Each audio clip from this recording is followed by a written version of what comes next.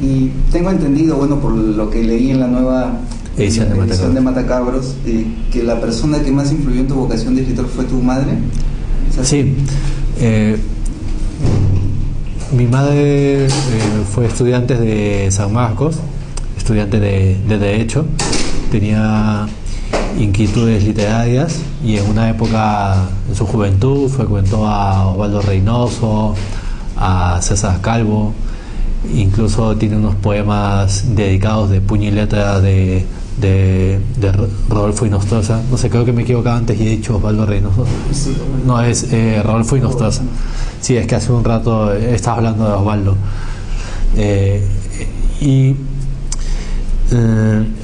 Abandonó esa vocación literaria para dedicarse de lleno a su carrera, luego a su familia, mientras iba escribiendo algo y transmitiendo ese placer de la lectura pues a sus hijos, sobre todo a mí. Yo creo que fui el que estaba más permeable y el que tuvo más curiosidad por los libros. Mis hermanos también leen, pero no tantos como yo, y bueno, tampoco se han hecho escritores. Y digamos que hay un punto de inflexión, hay un momento decisivo en mi infancia, no para decidir ser escritor, sino en el cual me convenzo de que en los libros estará parte de mi vida sin saber cómo se iba a desarrollar. Y es cuando la veo leyendo Un mundo para Julius, una edición de Argos Vergara, una edición de tapadura, marrón, con las letras doradas, con un fondo negro.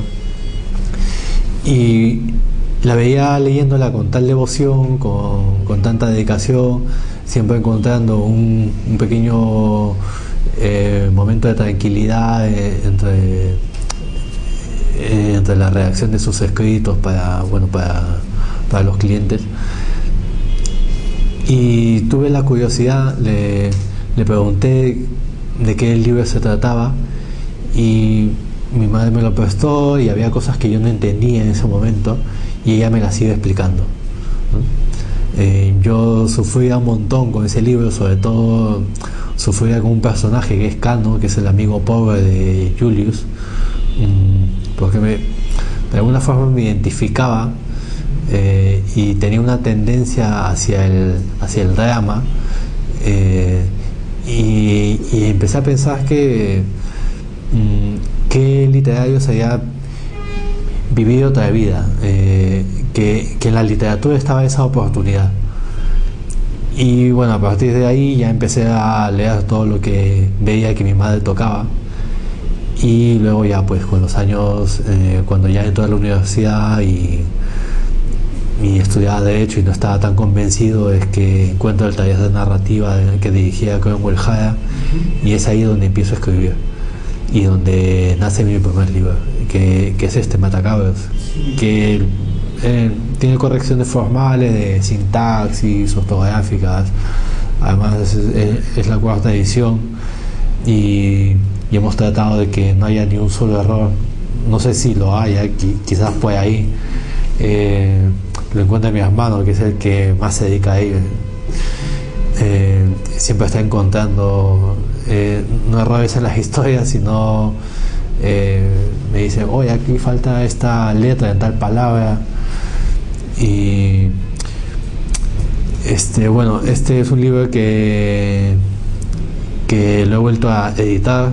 Tuve la tentación de cambiar algunas escenas, de retocarlas, pero yo pienso que eso hubiera sido un atentado contra el espíritu de Matacabros.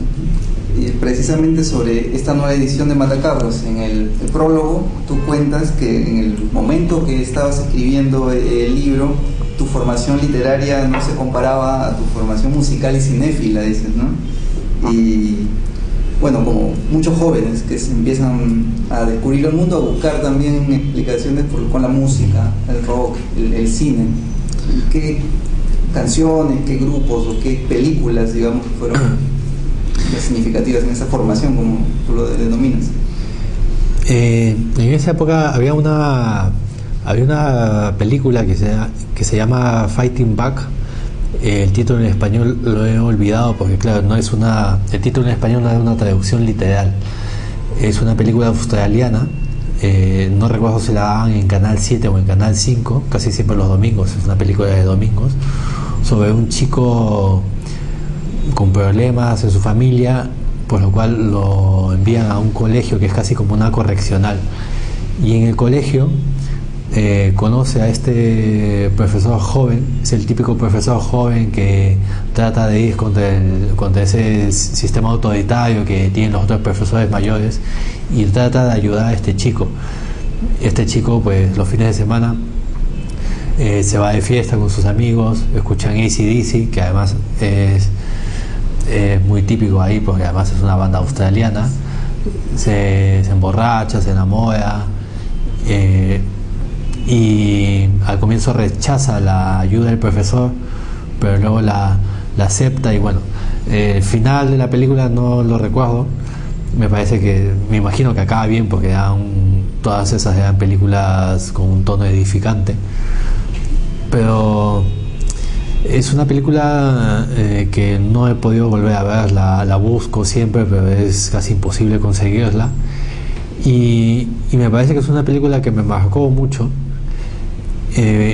Y cuando escribo Matacabros creo que me parece que hay mucho de esa película, así como hay mucho de dos libros, de Sobredosis de Fuguet y de Los Inocentes de Reynoso, que son libros que me ayudaron a soltarme un poco, a poder escribir de una manera que yo pensaba que no era literaria, ¿no? Porque no había ese estilo tan correcto, tan mesurado, donde había palabras a veces difíciles que tenía que buscar en el diccionario.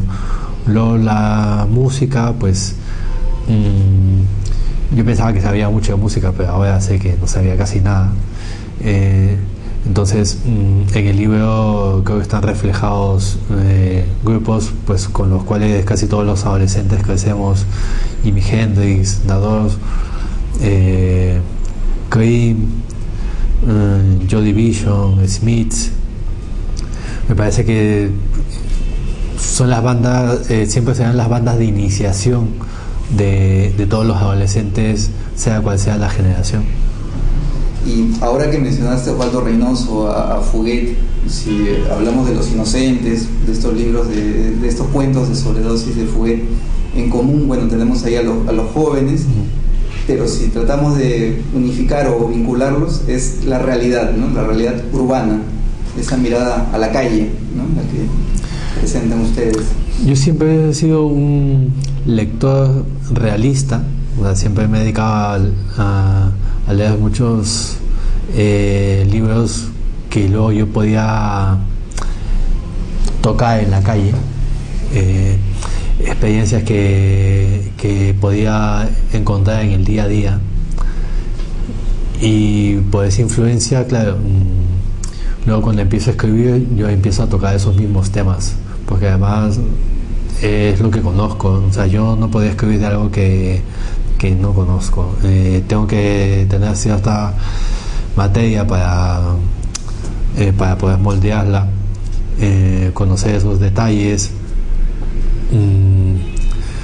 Digamos que cuando empecé a escribir no sabía, todavía no me atrevía, porque me parecía que quizás hablar de la realidad era desnudarme a mí mismo. Bueno, ahora casi todo lo que escribo es autobiográfico, pero en ese entonces, por ejemplo, Matacabros es un libro que la gente pensaba, claro, eran historias que yo había vivido, pero en realidad no había vivido casi nada. Yo era un chico que no salía de noche, que había abandonado el fútbol, apenas salía a montar skate con mis patas en esa época.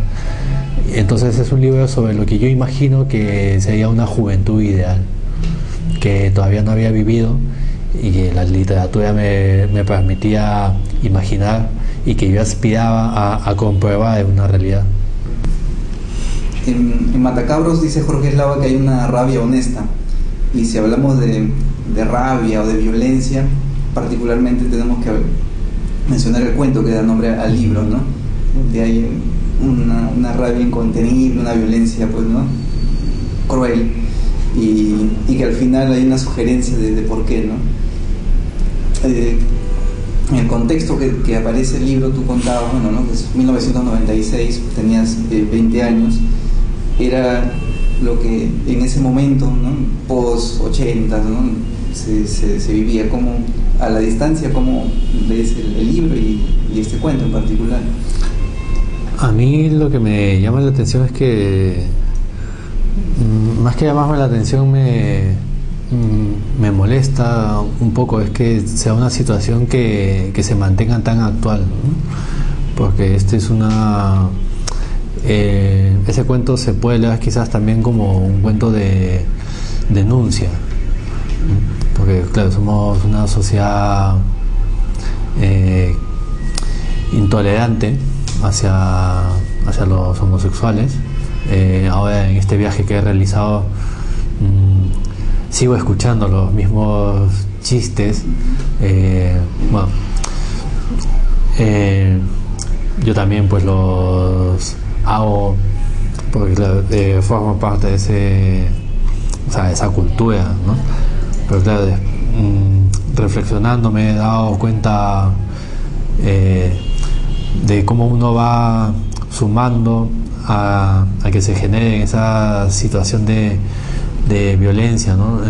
Yo creo que habría que rechazar ciertas conductas, porque aunque parece un chiste, parece una broma, pero en realidad estás atentando contra el otro. Eso es lo que más me llama la atención, porque he leído algunas noticias, ¿no? Bueno, pues yo vivo en Madrid, que es la capital gay, ¿no? Es la capital gay de Europa ahora mismo. Tiene, bueno, el Día de los Orgullo Gays, creo que es el más grande que hay en Europa. Llegan un montón de turistas de afuera, ¿no?, para festejar su día. Es una fiesta total. Y de alguna forma, yo que bueno, también lo reconozco, algo intolerante, me molestaba un poco, pero bueno, eso es parte de tu día a día, ¿no? Además, creo que ya han pasado bastante tiempo y es bastante cavernícola, pues seguir con esas actitudes, ¿no?, de rechazo al que es distinto, ¿no? Es que además, dentro de nuestra sociedad,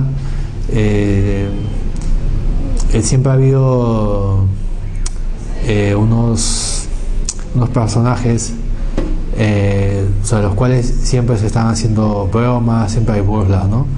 Es el gay, el cholo y el negro, ¿no? Y bueno, eso a lo único que contribuye es que a que sigamos siendo igual de intolerantes, clasistas, racistas, y son cosas pues que ahora mismo que se vive una época de esplendor económico, parece que no estamos viendo, pero son conductas que se mantienen. Y bueno, parte del progreso también significa pues ser más humanos, aceptarlo, ¿no? Aunque suene un poco como discurso populista, pero me parece que hay que tendríamos que hacer un cambio también como sociedad. ¿Y cómo tomaste los elogios al primer libro, ¿no? Tenías apenas 20 años, el libro años después empezó también a leer y analizar en San Marcos, por ejemplo. Tenía compañeros de literatura que les mandaban a leer el libro.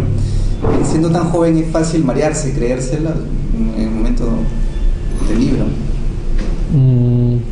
Mira, yo la verdad es que estaba más ocupado distribuyendo el libro y porque la primera edición es una autoedición, entonces yo mismo tuve que ir a las librerías, colocarlo, tuve que sacar un RUC, unas boletas para hacer el depósito de los libros, tenía que enviarlo yo a los medios. Estaba tan ocupado que no me percataba de ciertas cosas. Los que más estaban al tanto de las noticias o de las entrevistas cuando se publicaban eran mis padres, ¿no? Ellos, claro, mi madre sobre todo iba coleccionando cada recorte, todavía los tengo ahí. Pero yo la verdad es que no me lo creía, o sea, no era consciente de la magnitud que tenía la publicación del libro o de que se reseñaba en ciertos medios, porque claro, el universo literario en Perú es pequeño, ¿no? O sea, no deja de ser una isla dentro de un país tan grande, entonces tampoco es que tuviera repercusión nacional, porque imagínate, esto es tan distinto a como es España, donde aquí se publica un libro pero las reseñas salen solo en Lima. Así es, ¿no? Sin embargo, allá sale un libro y claro, al haber una cadena de librerías por todo el país, pues se publica en Madrid, en Barcelona o bueno, ya en otra ciudad, pero sale una reseña, pues digamos, en Tacna, en Arequipa, en Cajamarca. O sea, eso es lo que falta aquí, ¿no? Crear una red más amplia. Y si buscamos temas en tus obras, temas digamos que primen, podríamos mencionar que sobresale la soledad o también cierta violencia, rabia. ¿Qué dirías tú? Yo creo que hay un denominador común de muchos de los personajes, que es la rabia, ¿no? Son personajes muy rabiosos, tal y como era yo. Luego también hay una búsqueda constante de un ideal de chica, ¿no? Los personajes siempre están enamorándose, siempre tienen rupturas muy duras, y también hay mucha soledad, y esos son momentos de contemplación de uno mismo. Es como verse al espejo. Yo imagino que en estos libros siempre hay un momento en el cual el personaje está echado en su cama escuchando música y pensando en sus propias cosas. Y en el proceso de escritura, ¿qué es lo que te demanda más tiempo? La corrección. Corregir es lo que más tarda. Yo puedo escribir una novela muy rápido, pero luego corregir me parece que es la escritura de verdad. Es donde uno se da cuenta si un manuscrito vale la pena o no. ¿Y la trama que piensas, la historia que piensas, la escribes directamente en la computadora, la vas anotando? ¿Cuál es tu...? Siempre voy haciendo anotaciones. Siempre trato de tener un cuaderno a mano, o bueno, ahora si me lo olvido, pues para alguna utilidad literaria tiene el móvil, puedo escribir notas ahí. Pero sí, voy construyendo mis historias durante el día. Siempre trato de que cuando estoy dentro de un libro, trato de terminar, de dejarle una frase, dejo unos apuntes sobre qué es lo que haré al día siguiente.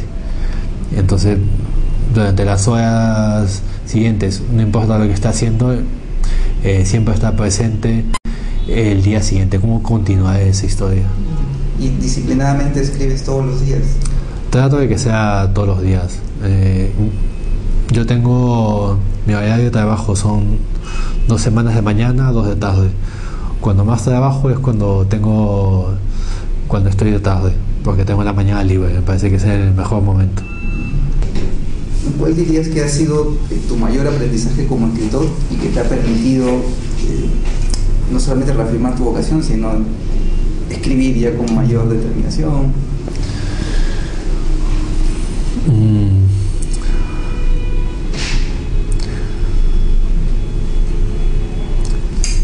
Mi mayor aprendizaje como escritor, yo creo que es el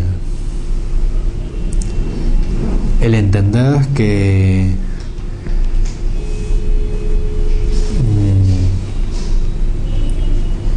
Hace unos años, cuando me hicieron una entrevista, fue una entrevista por una revista de la universidad, y yo recuerdo que dije que yo lo único que buscaba era llegar al final de la historia y cerrar la historia, ¿no? O sea, contarlo como ir por un camino de trocha y llegar hasta el final sin importar cómo. Es decir, había no valoraba la palabra tanto como la valoro ahora. Yo creo que ese es el mayor aprendizaje, entender que debemos elegir el vehículo más exacto, entender que cada palabra pues debe estar muy bien medida dentro de esa estructura de la historia. Me fijo más en los detalles. Antes escribía más a lo bestia, digamos, me guiaba más por el instinto. Ahora pienso más cada historia, las dejo reposar más. Ya no tengo esa prisa por publicar como antes, aunque tengo cierta periodicidad, pero claro, también tiene que ver con la producción que yo tengo. Pero ya no soy como ese adolescente que pensaba que si no publicaba el día de mañana, pues se iba a morir. Me parece que ese es el gran cambio que había en mí como escritor.